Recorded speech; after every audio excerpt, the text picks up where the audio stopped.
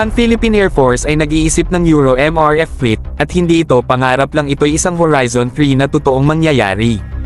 Una sa ating listahan, andyan ang JAS-39C, di Gripen ang frontrunner sa MRF P1.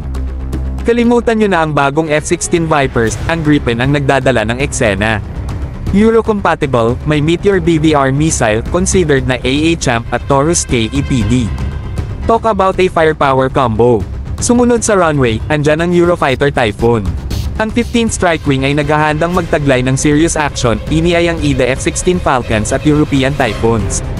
Kahit mas mahusay ang F-16s, kinukuha ang spotlight ng Eurofighter sa kanyang superior capabilities, lalo na sa mga strike roles. Isipin nyo ang mas mahabang range missiles at maraming air-to-surface powers. Ngayon, pag-usapan natin ang Falcons, pero hindi yung tipikal na American.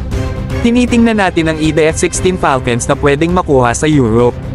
Kalimutan ang assumption na lahat sila ay papunta sa Ukraine, recent transfers to Argentina prove otherwise. Sa mga bansa tulad ng Netherlands, Norway, Belgium, at Denmark na may mga F-16 pa sa kanilang hangars, mukhang may tsansa ang Philippines.